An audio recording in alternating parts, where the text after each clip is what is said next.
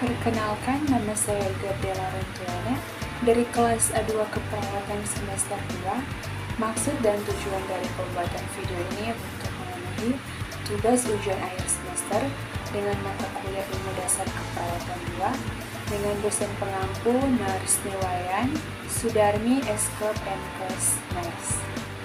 Perawat adalah seorang yang meningkatkan kehidupan sebagai anggota garis depan dari tim layanan kesehatan, secara independen menilai dan memantau pasien, serta mengambil pendekatan holistik menentukan apa yang dibutuhkan pasien untuk mencapai dan menjaga kesehatan mereka.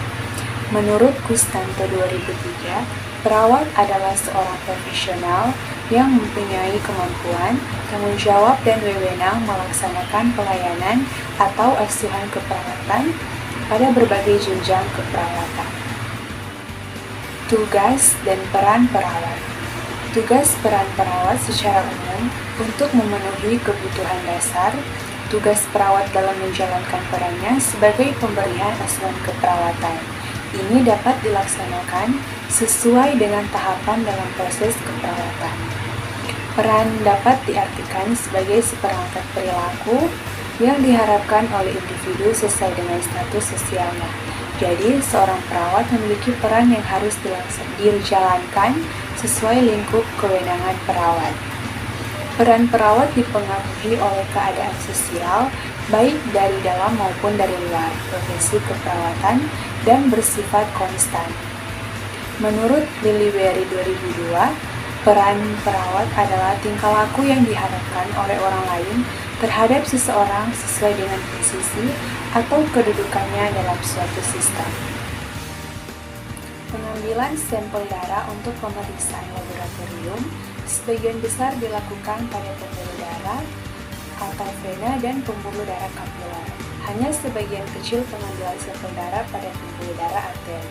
Hal ini disebabkan karena pengambilan pada pembuluh darah arteri lebih berisiko, baik risiko perdarahan maupun risiko terjadinya kerusakan jaringan pada daerah yang dialirinya bila proses pengambilan menimbulkan cedera.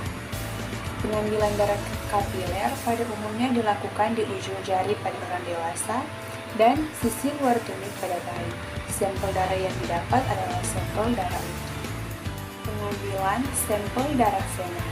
Suatu tindakan pengambilan sampel darah vena yang diambil dari dalam vena, fossa cubici, vena sapena magna, atau vena superficial lain yang cukup besar untuk mendapatkan sampel darah yang baik.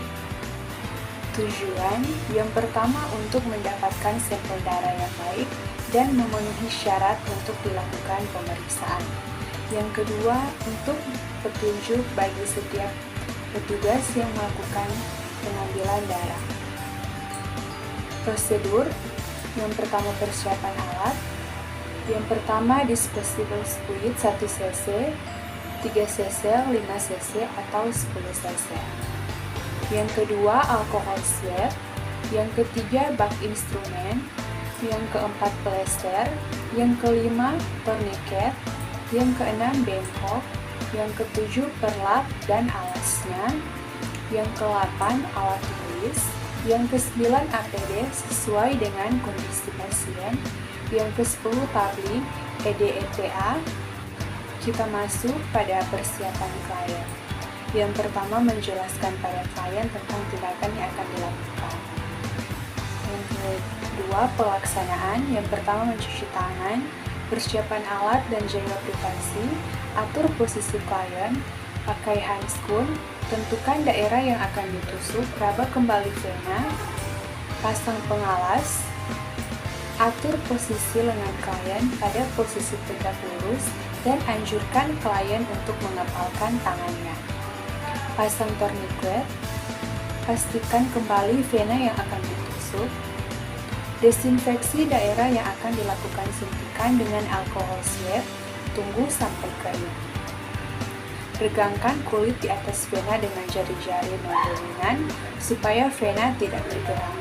Dengan lubang jarum menghadap ke atas, kulit ditutup dengan sudut 45 derajat sampai 60 derajat sampai ujung jarum menusuk lumen vena yang ditandai dengan berkurangnya tekanan dan masuknya darah ke ujung spuit.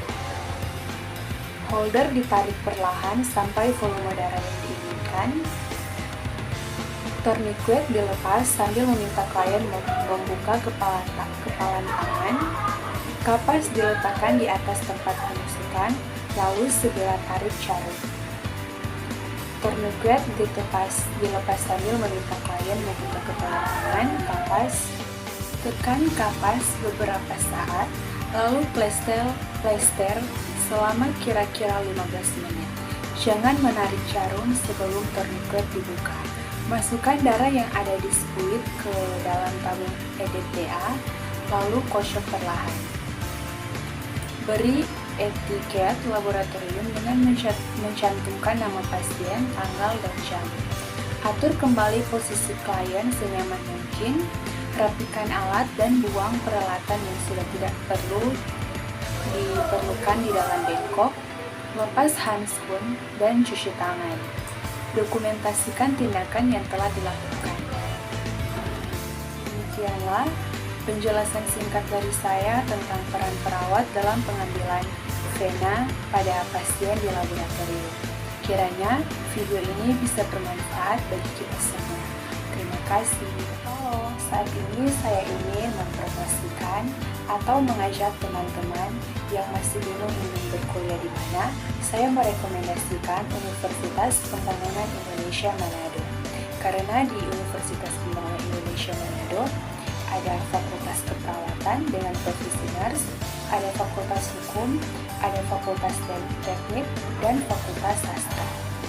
Tunggu apa lagi? Mari bergabung bersama kami dan jadilah keluarga besar UNPI Manado.